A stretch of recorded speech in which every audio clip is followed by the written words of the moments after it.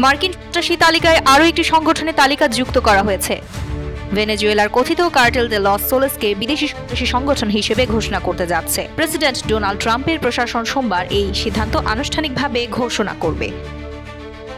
আল জাজিরার এক প্রতিবেদনে বলা হয়েছে, কার্টেল দে লস সোলেস বাস্তবে এটি কোনো সংগঠিত কার্টেল নয়, বরং ভেনেজুয়েলার সামরিক কর্মকর্তাদের এবং সরকারি ব্যক্তিদের অনিয়ম, দুর্নীতি ও অবৈধ কর্মকাণ্ডে জড়িত থাকার এক প্রচলিত নামই এটি। এই পদক্ষেপের মাধ্যমে ক্যারিবীয় সাগরে ভেনেজুয়েলা ঘিরে মার্কিন যুক্তরাষ্ট্রের সামরিক তৎপরতার মাঝে সম্ভাব্য সরাসরি সামরিক হামলার জন্য আইনি ভিত্তি তৈরি হতে পারে বলে ধারণা করা হচ্ছে।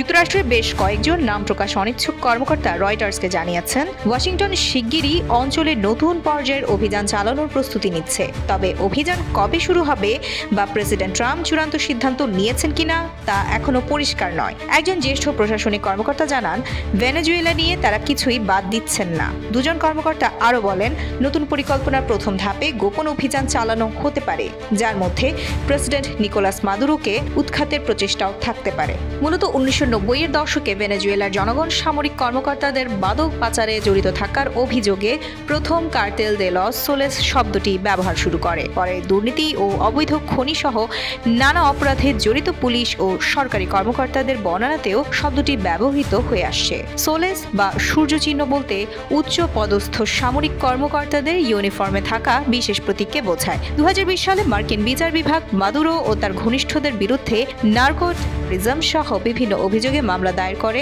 এই শব্দটিকে একটি কথিত আন্তর্জাতিক মাদক চক্র হিসেবে আরও পরিচিত করে। মাদুরো দাবি করে আসছেন, ট্রাম্প প্রশাসন তাকে উৎখাত করতে চায় এবং দেশটির জনগণ ও সামরিক বাহিনী এমন প্রচেষ্টার বিরুদ্ধে প্রতিরোধ গড়ে তুলবে।